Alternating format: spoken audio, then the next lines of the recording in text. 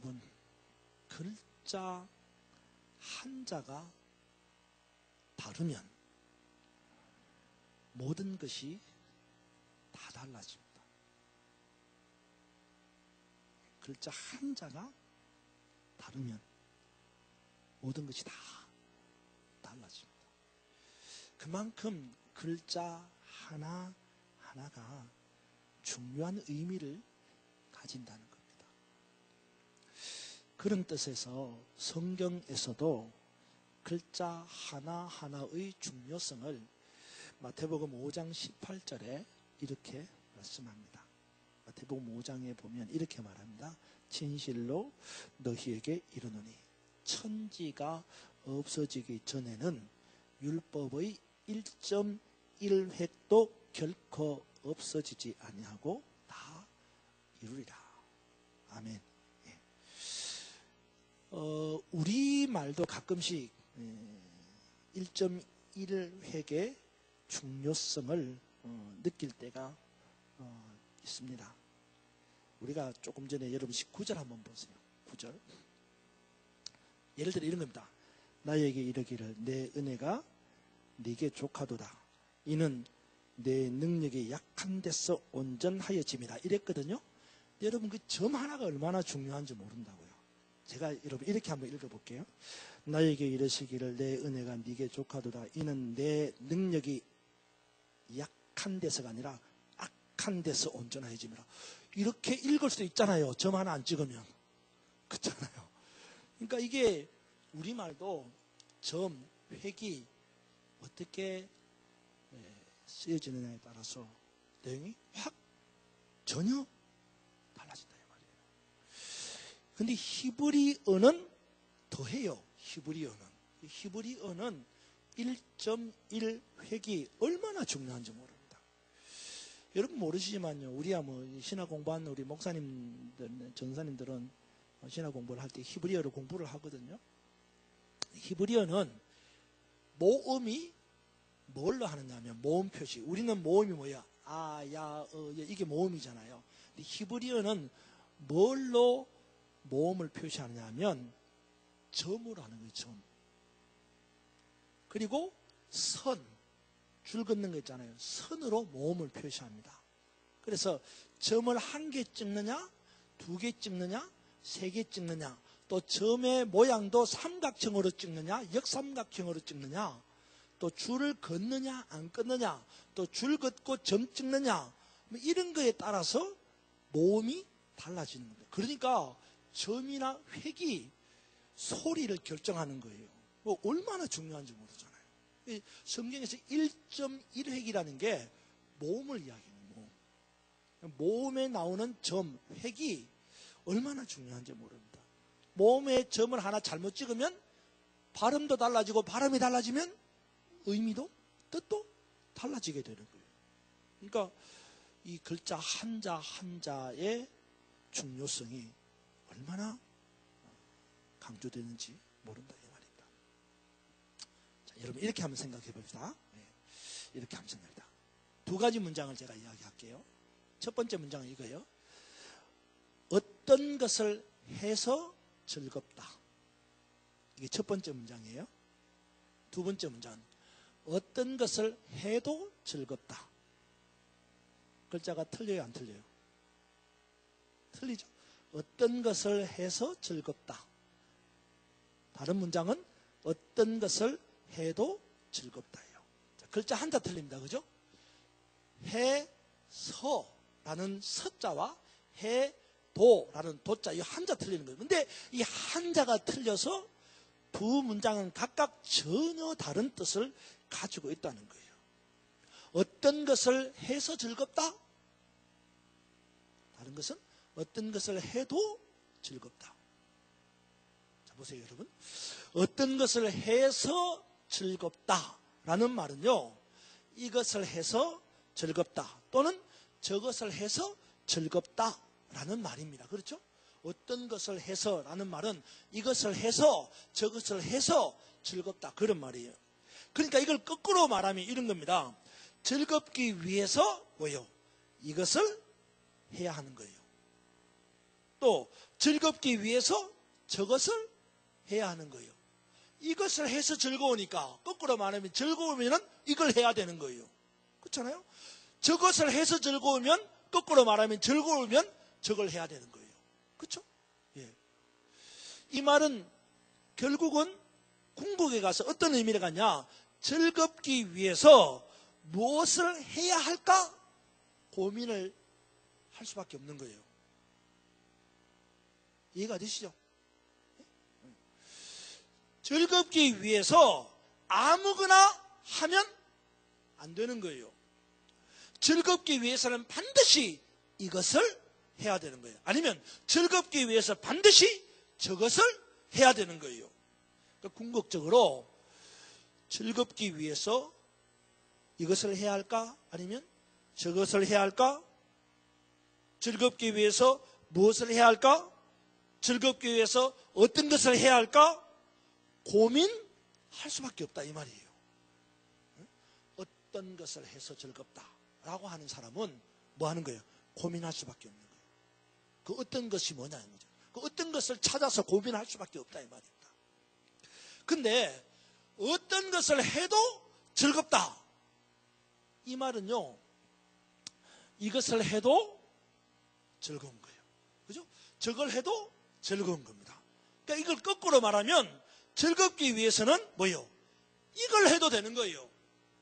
즐겁기 위해서는 저걸 해도 되는 거예요. 이 말은 궁극적으로 즐겁기 위해서 무엇을 해야 될까 고민을 할 필요가 없다 이거예요.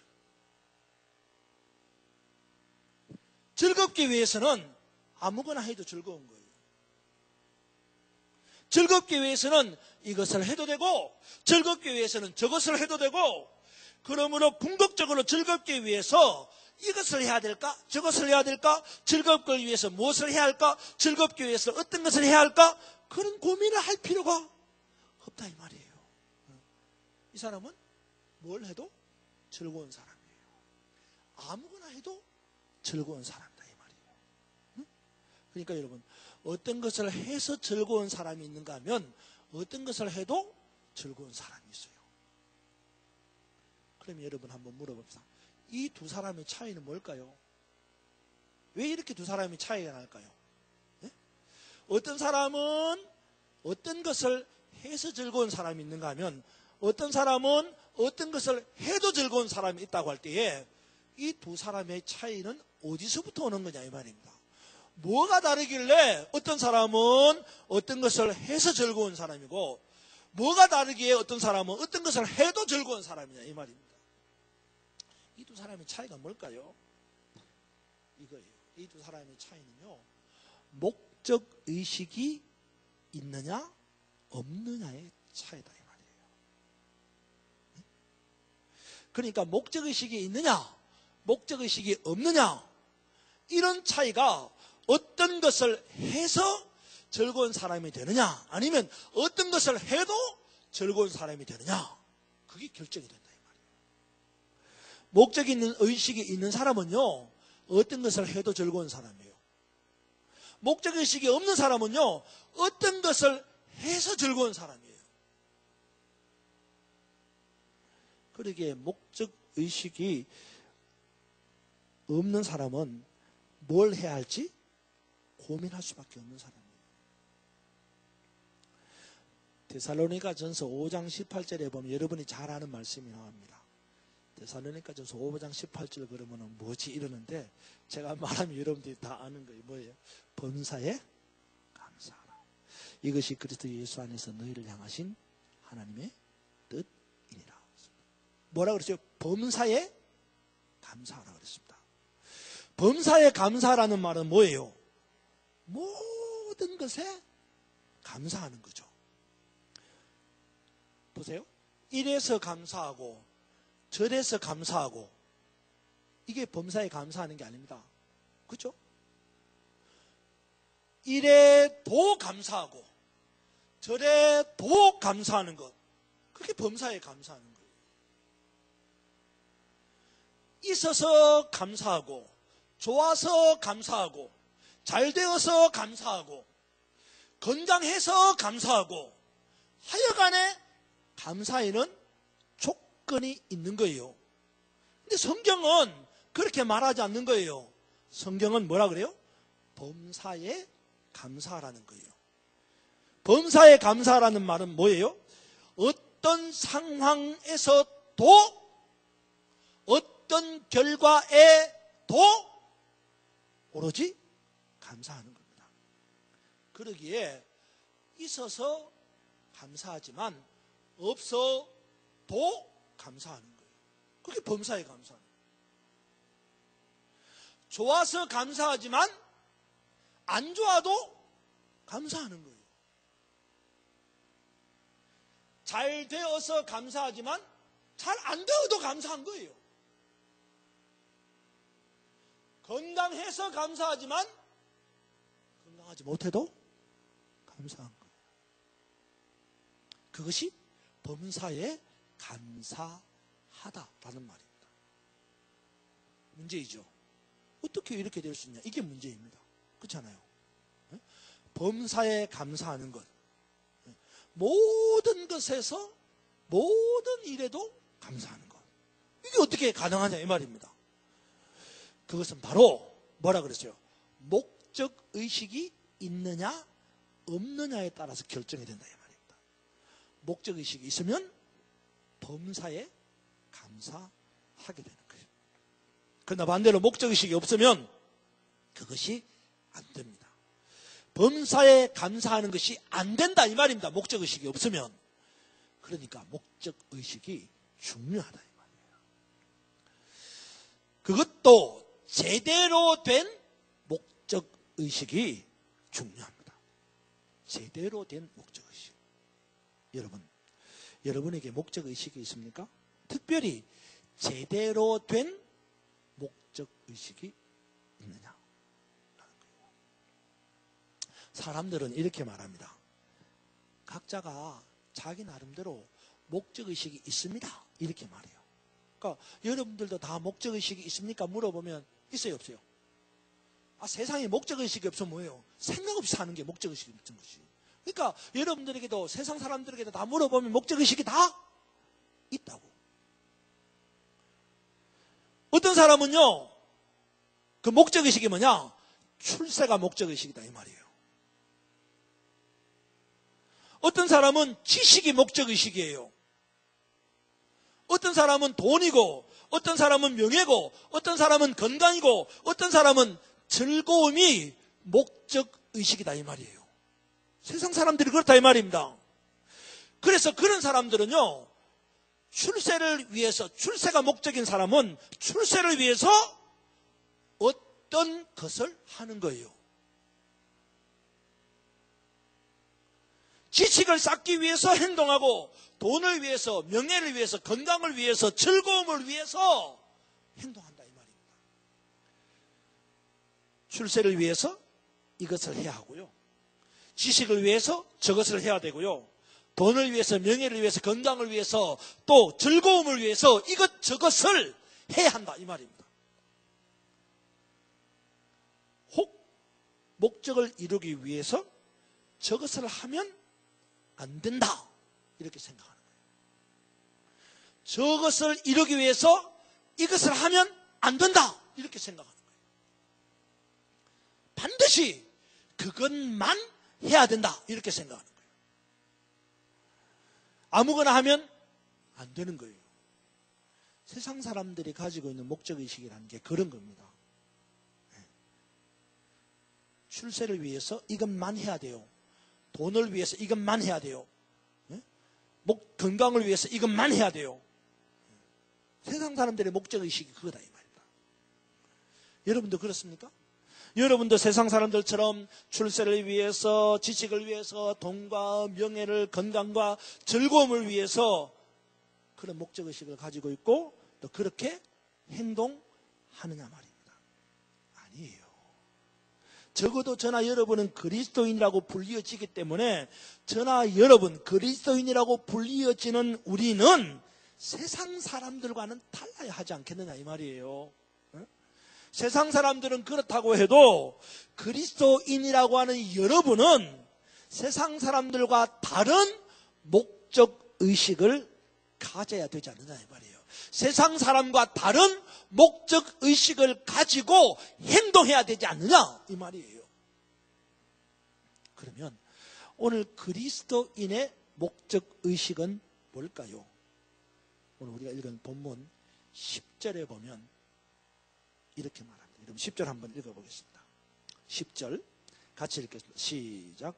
그러므로 내가 그리스도를 위하여 약한 것들과 능력과 궁핍과 박해와 곤고를 기뻐하노니 이는 내가 약한 그때에 강함이라. 아멘. 이 10절에 보니까 그러므로라는 접속사가 있죠. 이 그러므로라는 접속사는 여러분 말할 때에 어떤 것을 말하기 위해서 그러므로라는 말을 씁니까? 결론을 내기 위해서 앞에서 막 장황하게 이야기했다가 그러므로 하고 결론을 내는 거예요.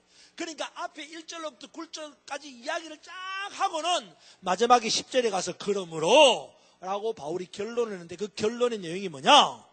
바울이 고린도 교회에 써서 보내는 편지에서의 결론이 뭐냐? 이거예요. 그리스도를 위하여. 그리스도를 위하여. 이게 바울의 결론이에요. 뭐예요? 바울의 목적의식이다 이 말이에요. 바울은 목적의식이 분명했습니다. 뭐예요? 그리스도를 위하여 라는 목적의식이 분명한 겁니다. 이것이 바로 오늘 저와 여러분의 목적의식이어야 한다 이 말입니다. 그리스도를 위하여. 이게 오늘 우리의 목적의식이 되어야 한다 이거예요. 바울은 이러한 목적의식이 있었기 때문에 뒤이어오는 정말 말도 안 되는 기쁨을 말하고 있어요. 보세요 여러분 10절 뭐라 그럽니까? 그러므로 내가 그리스도를 위하여 약한 것과 능력과 궁핍과 박해와 곤고를 뭐 한다 그래요? 뭐 한다? 기뻐한다. 그러니까 바울은 이렇게 말합니다. 굳이 강하지 않아도 약해도 기쁘다. 굳이 칭찬받지 않아도 능력을 받아도 기쁘다는 거예요. 굳이 부여하지 않아도 궁핍해도 기쁘고 굳이 존중을 받지 않아도 박해를 받아도 기쁘고 굳이 평안하지 않아도 곤고해도 기쁘다는 겁니다. 어떻게 이렇게 할 수 있습니까? 세상 사람들에게는 이게 말이 되는 이야기입니까? 말도 안 되는 이야기죠. 세상 사람들은요 강해야 기쁩니다. 그렇죠? 세상 사람들은 칭찬을 받아야 기쁘고 세상 사람들은 부요해야 기쁘고 세상 사람들은 존중의 여김을 받아야 기쁘고 평안해야 기쁘고 그래야 그런 기쁨을 얻기 위해서 반드시 뭔가를 해야 한다고 생각하는 거예요. 하지만 바울은 달랐습니다. 바울은 그리스도를 위하여라고 하는 이 특별한 목적의식을 가지고 있었기 때문에 굳이 강하지 않아도 굳이 칭찬 안 받아도 굳이 부여하지 않아도 굳이 존중의 여김을 받지 않아도 굳이 평안하지 않아도 뭐요? 기쁘다고 말하는 거예요. 바울은 오늘 본문에 앞서서 고린도후서 6장에서도 이와 유사한 발언을 하고 있습니다. 6장에서 이렇게 말합니다. 많이 견디는 것과 환난과 궁핍과 고난과 매맞음과 갇힘과 난동과 수고로움과 자지 못함과 먹지 못함 가운데서도 항상 기뻐한다. 바울의 고백이에요. 어떻게 이럴 수가 있습니까? 어떻게 환난 가운데서 어떻게 궁핍한 가운데서 어떻게 고난 가운데서 매맞은 가운데서 갇힘 가운데서 난동 가운데서 수고로움 가운데서 자지 못함 가운데서 먹지 못함 가운데서 기뻐할 수 있느냐 이 말입니다. 그 답이 뭐예요? 바로 바울에게는 무슨 목적의식이 있었어요? 그리스도를 위하여라는 목적의식이 있었기 때문에 그리스도인의 특별한 목적의식 그리스도를 위하여 이런 목적의식이 있었기 때문에 어떤 것을 해도 어떤 상황이 되어도 기쁘다는 거예요. 뭘 해도 즐겁다는 거예요. 반드시 나는 이걸 해야만 기쁘다. 그런 생각이 아니라는 거예요. 아무거나 해도 즐거운 겁니다. 어떤 형편과 처지에 있어도 기쁜 겁니다. 그래서 뭐가 되는 거예요? 범사에 감사가 되는 거다. 그렇습니다. 바울은 그리스도를 위하여라고 하는 이 특별한 목적의식을 가지고 있었기 때문에 매를 맞아도 굶어도 빼앗겨도 없어도 자족하기를 배웠다고 말합니다. 여러분, 여러분에게 목적의식이 있습니까? 그리스도인으로 특별한 목적의식. 바울과 같이 바울처럼 그리스도를 위하여 라는 이 그리스도인의 목적의식이 여러분에게 있습니다.